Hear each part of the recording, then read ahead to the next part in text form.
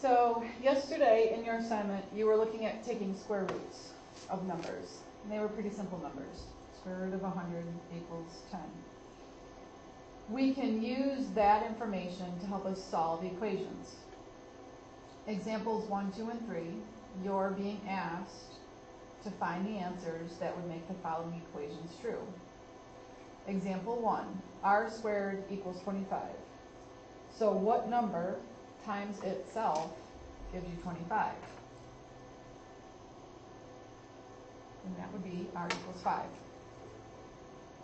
Example 2, what number squared, or what number times itself, gives you 81? And that would be x equals 9. Example 3, what number squared gives you 4? And that would be y equals 2. So it was pretty easy to find what the answers would be for those. Now the next problem, x squared equals 8. Well, off the top of our heads, we can't think of what x squared equals 8. We know that 9 is a perfect square. We know that 4 is a perfect square. So that means that our answer, our x value, would lie between 2 and 3, but we don't know exactly what it is. When we learned how to solve equations for a variable, the operation we performed was always the opposite of what was occurring to the variable. The opposite of squaring something is taking the square root. The square root symbol, what does it look like? It's this. And you looked at that yesterday on your assignment, and you've seen it before. Can you find this button on your calculator? So when you turn your calculator on, you have the square root symbol that's above the x squared symbol. So you have to hit the second and the x squared, and that will help you take the square root. So if you hit second and x squared, that will help you find the square root. So then in order to solve these, we do the opposite of squaring, and that means we're taking the square roots. So on example 5, y squared equals 64. So to solve for y, we take the square root of both sides. When we take the square root of the left, it gives us y, bring down our equal sign, and the square root of 64 is 8.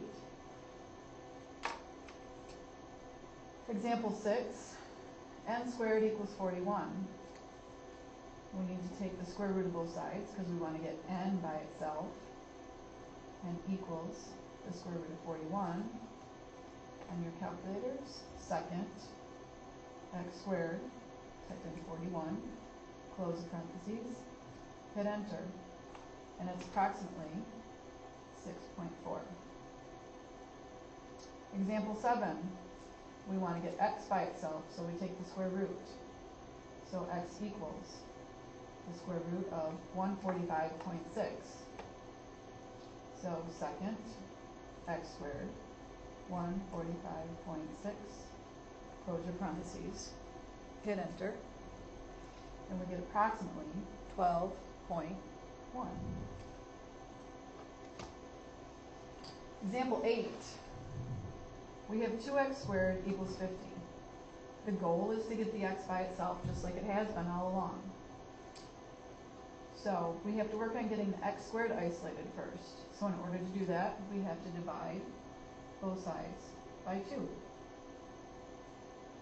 So on the left, what we have is x squared. Bring down the equal sign.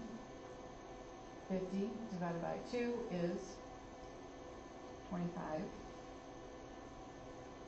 Now we know what the answer to this is, but writing it out looks like this.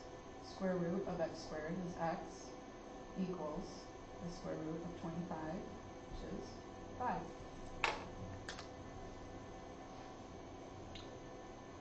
Example 9, r squared minus 4 equals 45. We want to get the r squared by itself. Add 4 to both sides.